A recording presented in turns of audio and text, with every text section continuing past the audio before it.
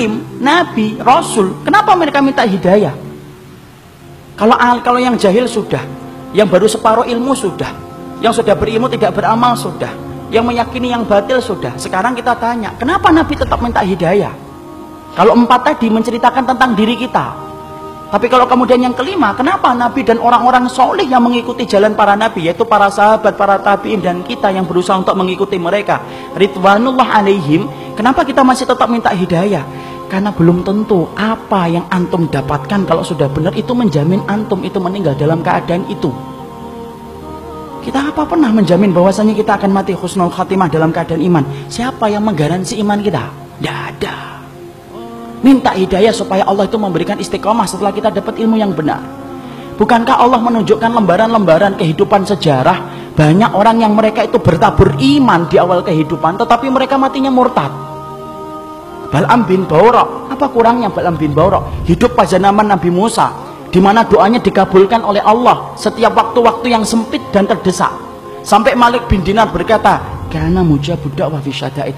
Kalau sudah bicara tentang Bal'am bin Ba'urah, Masya Allah, doanya selalu dikabulkan oleh Allah dalam keadaan genting. Kata Malik bin Dinar rahimahullahu ta'ala ketika menafsirkan surat Al-A'raf 175. Tapi matinya murtad. Rajal Unfuah, sahabat Nabi, dipuji oleh Abu Bakar, dipilih oleh Abu Bakar untuk menjadi delegasi sunnah, mendakwahkan kepada Musailamatul Kadzdzab. Matinya beriman, murtad. Ubaidillah bin Jahsy yang pernah menyelamatkan kehidupan agamanya sampai ke Habasyah. Ketika Nabi masih di Mekah, ikut di dalam hijrah yang pertama, hijrah yang kedua ke Habasyah. Beriman? Tidak, murtad di Habasyah. Kecintaannya minum khamr menjadikan dia murtad. Seorang muadzin yang diceritakan oleh Imam Qurtubi, murtad ketika kemudian tergiur dengan pesona seorang wanita yang dia lihat ketika adzan di tempat yang tinggi. Orang dulu ketika adzan naik ke tempat yang tinggi, melihat seorang wanita begitu cantik turun, ini gentle dia ini. Turun, dia katakan dia cinta sama wanita itu.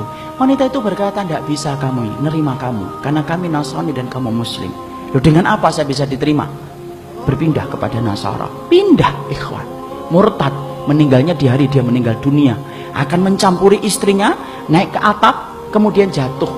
Belum sempat mencampuri wanita yang menjadikan dia murtad. Siapa yang menjamin? Ini yang kemudian kita khawatirkan. Minta terus hidayah. Kenapa kita minta hidayah walaupun kita itu sudah memelihara jenggot, sudah kemudian ngaji, istri kita sudah kemudian berhijab yang syar'i, kegiatan kita sering datang ke kajian ilmu, bertemunya kita dengan orang yang solih, terus kita menjaga hangatnya iman. Tapi kenapa kita tetap minta hidayah walaupun ikhtiar sudah kita lakukan? Karena tidak ada yang menjamin antum akan masuk surga kecuali Allah. Ya, makanya sampai dikatakan oleh Rasulullah, ada di antara kalian, fa inna ahadakum la ya'malu bi amali ahlil jannah hatta yakuna bainahu wa bainaha illa dhira'un fayasbiqu alaihi alkitab fayamalu bi amali ahli nari hatta yadkhuluha. Makanya sampai Nabi beliau bersabda, ada di antara kalian yang melakukan amalan surga sampai antara dia dengan surga tinggal sejengkal, tinggal sejengkal ikhwan. Satu amalan tak langsung masuk surga itu harusnya. Tapi ternyata catatan takdir mendahului apa yang dia lakukan. Lalu kemudian di akhir kehidupannya melakukan amalan penduduk neraka hatta yadkhuluha, sampai dia masuk ke neraka itu. Ada pula yang sebaliknya, fa inna ahadakum la ya'malu bi amali ahli nar hatta yakuna bainahu wa bainaha illa dira'un fayasbiqu alaihi alkitab fayamalu bi amali ahli jannah hatta yadkhuluha. Nabi kemudian berkata sebaliknya, ada pula di antara kalian yang melakukan amalan penduduk neraka terus sampai antara dia dengan neraka tinggal sejengkal tak, kata Nabi. Tetapi catatan takdir mendahului apa yang dia lakukan. Dia melakukan amalan penduduk surga sebelum meninggal dunia, lalu kemudian Allah masukkan ia ke dalam surga. Antum tahu Usairim bin Abdul Ashhal? Usairim bin Abdul Ashhal, seseorang sahabat yang dikatakan oleh Nabi sebagai penduduk surga, tapi keningnya tidak pernah dipakai untuk bersujud kepada Robnya. Karena apa? Masuk Islamnya belum ada 24 jam. Ketika dia masuk Islam mengucapkan syahadat, dia bertanya, sholat? Belum waktunya sholat. Apa yang saya lakukan? Ayo berjuang bersama Rasulullah. Berjuang bersama Rasulullah SAW dan para sahabat. Ketika kemudian dalam peperangan tersebut Allah takdirkan dia meninggal dunia. Ketika meninggal dunia, Maka rame para sahabat membicarakan tentang Usairim bin Abdul Asyhal.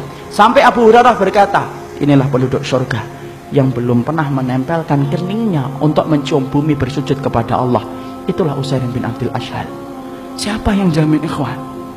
Jangan sombong kalau kita hari ini sudah ngikut-ngitip, Pak. Jangan sombong ketika kita hari ini sudah ngaji. Belum tentu itu akan menjadi jaminan bahwasanya itu menjadi keimanan kita ketika meninggal dunia. Jangan magrur. Apa itu magrur? Tertipu dengan amalan kita, merasa bahwasanya amalan kita itu akan pasti menjadikan kita masuk surga. Siapa yang jamin?